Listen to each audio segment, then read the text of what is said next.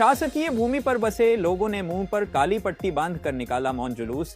NCL प्रबंधन को ज्ञापन सौंप कर दिया उग्र आंदोलन की चेतावनी। सिंगरौली विस्थापित संघर्ष समिति के संरक्षक अमित तिवारी के नेतृत्व में शुक्रवार को एनसीएल की विस्थापन प्रक्रिया से प्रभावित लोगों द्वारा मुंह पर काली पट्टी बांधकर मौन जुलूस निकाला गया।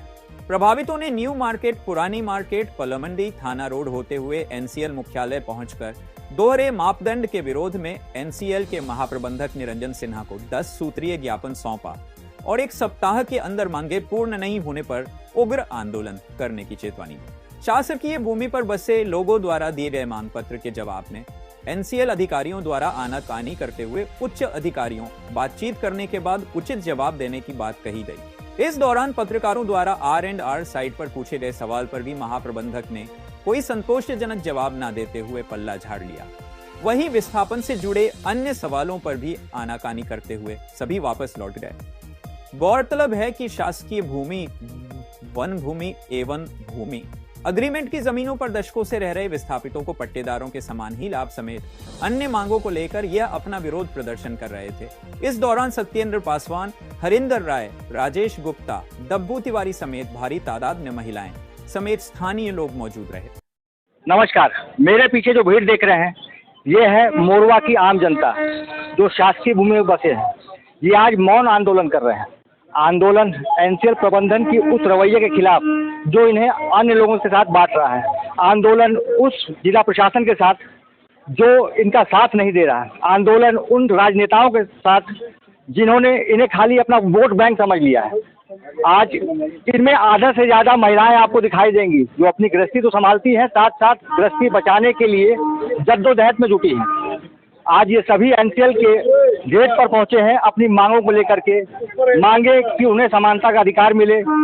मध्य प्रदेश शासन द्वारा जो पुनर्वास नीति कहती है इन्हें वो समानता नहीं दी जा रही है। इस कारण ये सब आज इकट्ठा हुए हैं, मौन आंदोलन करके, मुंह में काली पट्टी बांध करके अपना विरोध जता रहे हैं। माता जी, क्या नाम है आपका? चंपा देवी।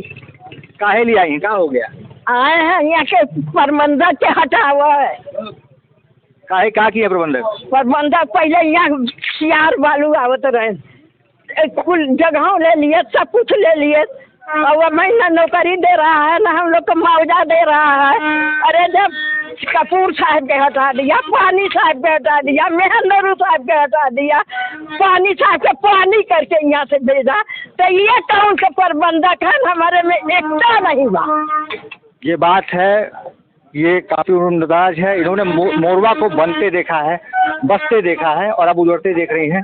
रोष है एनसीएल प्रबंधन के खिलाफ कि किस प्रकार उनका रवैया इन लोगों के साथ है। हम बात करेंगे अमित तिवारी जी के साथ जिन्होंने इस मुहिम को आगे करने का बीड़ा उठाया है। अमित जी नमस्कार। मनीष जी, क्या सब रहेगा आज आपका? एनसीएल की तानाशाही के खिलाफ, इनके मनमाने रवैये के खिलाफ, इनके दोहरे मापदंड के खिलाफ आज हम लोगों ने मौन जुलूस निकाला है और हम इनको ये दर्शाना चाहते हैं कि आपकी मनमानी नहीं चलेगी।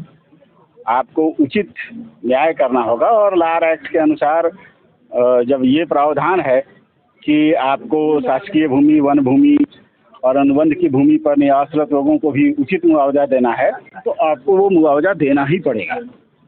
उसमें कहीं कोई कोताही नहीं होगी। ये लोग रोज नया नया पता नहीं कौन सी किताब पढ़ लेते हैं, रोज नया नया नियम लेके आ जाते हैं, नए नए शब्द गढ़ लेते हैं। यही इनका चल रहा है। अगर इन्होंने यही मनमाना रवैया अख्तियार रखा तो कल को गए बड़ा आंदोलन होगा और उग्र आंदोलन होगा। मैं बताना चाहूँगा कि पूर्व में हुई बैठक के बाद अगस्त माह में नोटिस वितरण की प्रक्रिया प्रारंभ करने की बात की जा रही थी।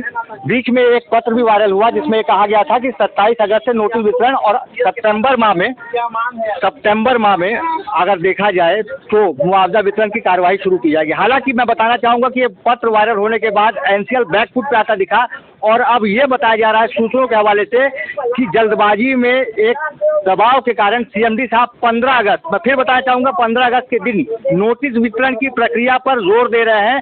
परंतु अभी तक इन लोगों को, मोरवा के लोगों को कहाँ बसाया जाएगा इसकी कोई बात नहीं की जा रही है। कहा यह भी जा रहा है कि गोरबी ए जहाँ बंद हुआ था वहाँ पर लोगों को प्लॉट दे करके चटका चंद्रपुर की तरह विस्थापित कर दिया जाएगा बिना सुविधाओं के लिए। राजेश जी क्या कहना चाहेंगे इस बारे में? मनीष जी, सबसे पहले आपको धन्यवाद है।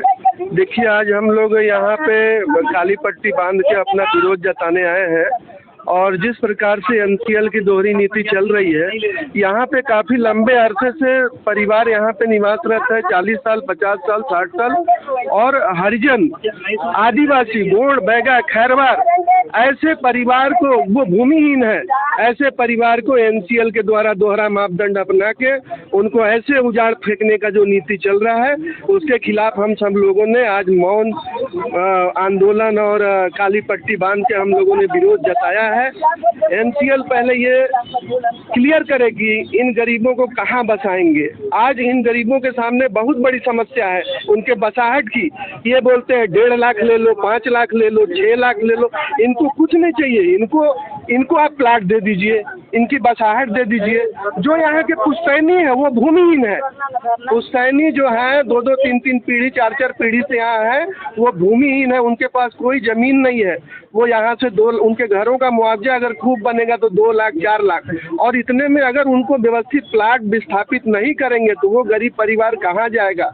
हमारी सरकार ऐसे गरीब आदिवासी परिवार के बसाहट के लिए, उनके जीवन के उत्थान के लिए अनेकों कार्य कर रही है। उनको आवास दे रही है, उनको घर दे रहा, उनको मकान दे रहा, उनकी सारी सुविधाएं उनको मुहैया कराई जा रही। लेकिन एनसीएल प्रबंधन का ये अड़ियल रवैया, जिस प्रकार से ऐसे गरीब आदिवासी परिवार को उजाड़ फेंकने के लिए जो दोहरी नीति, दोहरा मापदंड अपनाया जा रहा है, उसके खिलाफ ये सिंगरौली का जन आंदोलन आज मौन काली पट्टी बांध के अपना विरोध प्रदर्शन किए हैं। और आने वाले समय में यदि एनसीएल दोहरा मापदंड अपनाएगा, यहाँ के लोगों को यदि उचित विस्थापन का लाभ नहीं देगा, तो इससे बड़ा उग्र आंदोलन होगा। और जब तक विस्थापन पूर्ण नहीं हो जाएगा तब तक ये चलता रहेगा। हमारे साथ अब ज्ञापन की प्रक्रिया सौंपने का काम किया जाएगा। हमारे साथ पुनर्वास स्थापना मंच से निरंजन सिन्हा साहब हैं, जिन्होंने अभी आए नहीं। देखिए, हम वो टाइम से हैं साहब, जब कपूर साहब थे, फिर महेंद्र साहब आए, फिर पानी साहब उनके पानी कर दिया है ना। यहाँ शेर भालू था, महेंद्र साहब हेर खेलते थे रघुनाथ चौबे के साथ। आज तू जा दिमाग हमारे बोलो क्या कहाँ जाइए। आपको कहना क्या हुआ? हमारा कहना यह है कि जो उजड़ रहे हैं, जो पट्टे वाले हैं, उनको अच्छे से मुआवजा दीजिए, उनको प्लाट दीजिए। जो सरकारी वाले हैं उनको भी देखिए। और आइए नहीं काल नोटिस बांटेंगे तो परसों बांटेंगे। ये जो करना है स्कूल दे दीजिए, रोड दे दीजिए, अस्पताल दीजिए। ये अस्पताल का बुनियाद हमारे आय पर पड़ा है। सबको बराबर दीजिए सर, हम लोग को क्यों दोहरा करा जा रहा है? सबको बराबर का मुआवजा दीजिए। गरीब को तो और ज़रूरत है, आप लोग दोहरा क्यों कर रहे हैं? किसी को पट्टे वालों को ज़रूरत ज़्यादा नहीं है तो उनको ज़्यादा दे रहे हैं, और जिनको ज़्यादा है उनको कम दे रहे हैं। गरीब लोग अपने कहाँ रोजी रोटी बसाएगा बताइए? उतने पैसे में वो कहाँ रोजगार नया खोलेगा? सारे उनका जीवन यहीं बीत गया। अब आधा उम्र में वो कहाँ जा कर के खोलेगा अपना रोजी रोटी? उतने पैसे में उनका भविष्य बनेगा? बच्चे हैं उनको कहाँ पढ़ाएगा? आधे में उनकी पढ़ाई चली जा रही है, उनको नया स्कूल कहाँ मिलेगा? सब लिखे हुए हैं। आप सुनने तो दीजिए, सुन लिए हो गया। सुनिए सर, अब कितना सुनाए? कई बार तो हम आप तो सुना चुके हैं। आप आश्वासन बस देते हैं, उसके आगे आपका कुछ होता नहीं है। ज्ञापन में अपना लिख दिए सारी। ज्ञापन में उस बार भी लिखे थे सर, कितना बार लिखे थे सर? उसके बाद आपने मेरी बात थोड़ी ना होता है। अपने उच्च अधिकारी से बात करके कुछ बता पाएंगे? बच्चे घर में हिल जा रहा है। हम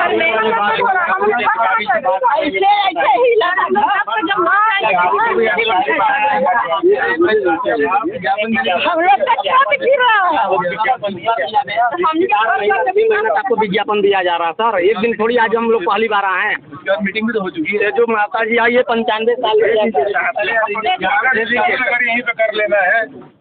फोटो खींच लीजिए भाई। फोटो खींच लीजिए।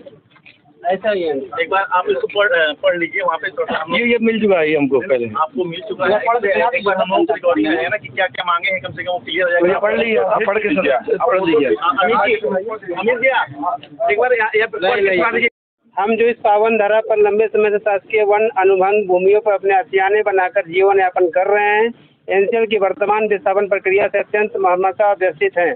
यह देखकर हमारा हृदय बहुत क्षुब्ध है कि इस त्रासदी में हम यह नहीं बल्कि हमारे पट्टेदार बंधु भी बेघर हो रहे हैं। ऐसी विषम परिस्थिति में हमारे साथ दोहरा मापदंड अपनाना हमें स्वीकार नहीं होगा। अतः इस गुरुत्व क्षण में हम अपनी निम्नलिखित न्यायोचित मांगों को शांतिपूर्वक विचार कर उन्हें अविलंब पूर्ण करने की आपसे विनम्र प्रार्थना करते हैं। विस्थापितों के पट्टेदारों के समान लाभ हमें विस्थापित मानते हुए पट्टेदारों के समान ही समस्त लाभों से हमें अलंकित किया जाए। दूसरा है आवासों के लिए सम्मानजनक क्षतिपूर्ति। शासकीय भूमि, वन भूमि एवं अनुबंधित भूमि पर निर्मित समस्त आवासों के स्वामियों को 15 लाख के सम्मानजनक क्षतिपूर्ति राशि प्रदान की जाए ताकि वे अपने टूटे सपनों को पुनः संवार सके। तीसरा, परिवार के सदस्यों को सहायता। प्रत्येक परिवार के सभी पात्र सदस्यों को 15-15 लाख की आर्थिक सहायता प्रदान की जाए ताकि वे अपने भविष्य की नींव दृढ़ कर सके। चौथा मांग है आवासों के संपूर्ण क्षेत्रफल का सोल्यूशन। हम हमारे आवासों के संपूर्ण क्षेत्रफल का उचित सोल्यूशन प्रदान किया जाए जो हमारी भावनात्मक एवं भौतिक क्षति को प्रतिकार कर सके। पांचवा मांग है एक मुश्त विस्थापन भत्ते में वृद्धि। एक मुश्त विस्थापन भत्ते की राशि को वर्तमान 5 लाख से बढ़ाकर 10 लाख किया जाए ताकि हम निम्न स्तर पर स्वतंत्र अपने जीवन प्रारंभ कर सके। ये 12 तारीख को अपने मीटिंग में कहा भी था बट आपने इग्नोर कर दिया उसको। आगे छठा, पुनर्वास स्थल के विकल्प में आर्थिक सहायता। पुनर्वास स्थल R&R साइट के विकल्प के स्थान पर शासकीय भूमि, वन भूमि अथवा अनुबंधित भूमि पर आवासीय परिवारों को न्यूनतम 15 लाख की आर्थिक सहायता प्रदान की जाए। सातवां, बच्चों के लिए प्रोत्साहन राशि। 18 वर्ष से कम आयु के बच्चों को प्रोत्साहन राशि प्रदान की जाए ताकि उनका बाल कल्याण भविष्य में सुरक्षित हो सके। आठवां मांग, अनुबंध भूमि मुआवजे का सीधा हस्तांतरण। अनुबंध की भूमि पर निर्मित आवासों के मुआवजे की संपूर्ण राशि सीधे भवन स्वामी के खाते में हस्तांतरित किया जाए ताकि पारदर्शिता बनी रहे। आठवां, अनुबंध भूमि मुआवजे हस्तांतरण संबंधित निर्मित आवासों के मुआवजे की संपूर्ण राशि सीधे भवन स्वामी के खाते में जाए। नौवां, चिकित्सीय सुविधा सभी विस्थापितों को मेडिकल कार्ड प्रदान किया जाए। समुचित चिकित्सा सुविधा सुनिश्चित की जाए। 10वां मांग, शिक्षा की निर्बाध व्यवस्था। विद्यालय महाविद्यालयों में शिक्षारत विद्यार्थियों के लिए निर्बंध और उचित सुरक्षा व्यवस्था सुनिश्चित की जाए ताकि उनके भविष्य में कोई आंच ना आए। भविष्य में महोदय, हम सभी सीमांतवासी जिन्होंने हमेशा विवादों से दूर रहकर शांतिपूर्ण जीवन व्यतीत किया है, हम शरीफ, गरीब, शोषित, वंचित और वनवासी जन अपनी न्याय संगत मांगों को लेकर विगत कई माह से निरंतर संघर्ष कर रहे हैं, परंतु ऐसा प्रतीत हो रहा है कि आप हमारी मांगों को अनदेखा और अनसुना कर रहे हैं जो कि अनुचित नहीं है। श्रीमान, आपकी यही उपेक्षा हमें उद्वेलित कर रही है और उद्वेलित मन हमें आंदोलन करने को बार बार बाध्य कर रही है। यदि 1 सप्ताह के भीतर आप हमारी इन 10 सूत्री मांगों पर यथोचित ध्यान नहीं दिया गया और इन्हें पूर्ण नहीं किया गया तो हम उग्र आंदोलन करने के लिए बाध्य होंगे। इसके जिम्मेदार एनसीएल प्रबंधक होगा। हमारी मांगों का निराकरण 7 दिनों के अंदर नहीं किया गया तो हम एनसीएल मुख्यालय के गेट पे अनिश्चितकालीन धरना पर बैठेंगे जिसकी संपूर्ण जिम्मेदारी जवाबदेही एनसीएल प्रबंधन की होगी। जय हिंद, जय भारत। दे दीजिए चाची, सर को दे दीजिए। तो अभी उच्च प्रबंधन से बात करके आपको 7 दिन में खबर मिल जाएगी। सर वो 12 तारीख वाला मत कहानी बनाई है कि 3 लोगों को बुला के फिर वही मत सबको मीटिंग सबको तो नहीं बुला सकते ना, कुछ सीधे सीधे कम चीजों को बुलाएंगे। चलो ठीक है। प्रदर्शन निरंजन साहब इसके लिए नहीं आया। आप एक चीज बोलना पड़ेगा। एक मिनट आप निरंजन साहब को बोलने दिया जाए।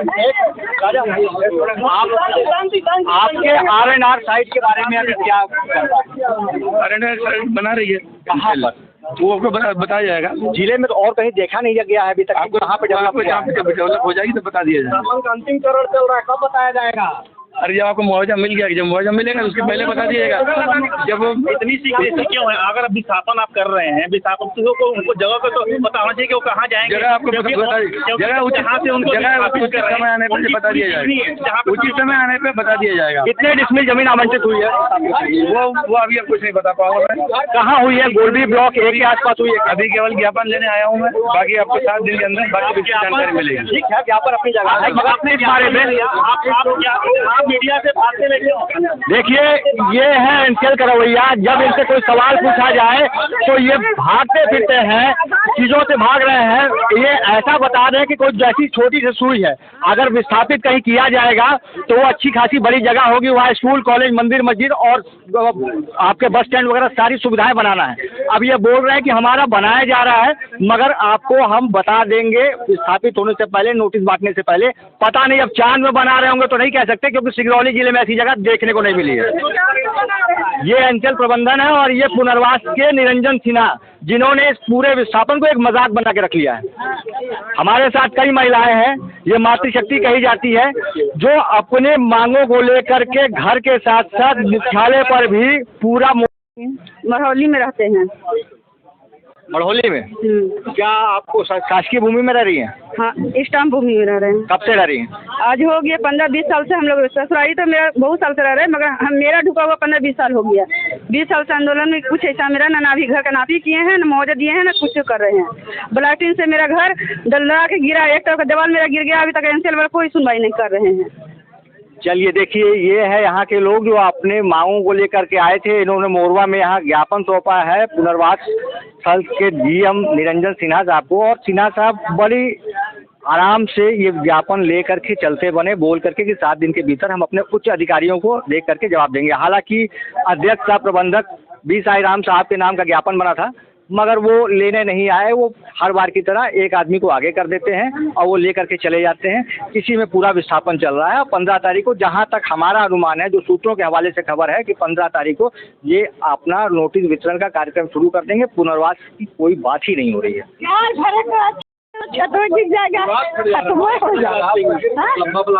बहुत ज्यादा होता है। प्रबंधक सब जान लेवा चाहा था तो कहते थे सब में जान ले, सब खाली कराऊ। जो भी करना हो। बहुत बड़ी समस्या ब्लास्टिंग की, जिसको एनसीएल प्रबंधन सिरे से नकारता है कि ब्लास्टिंग हमारे द्वारा तेज गति से कभी नहीं की जा रही है। हालांकि मोरवा में हर समय ब्लास्टिंग की कंपन और उससे होने वाले नुकसान को आंका जाता है। नमस्कार, मैं मनीष चौधरी राजकिशोर पांडे के साथ फिर विस्थापन के मुद्दे पे और जानकारी देता रहूँगा।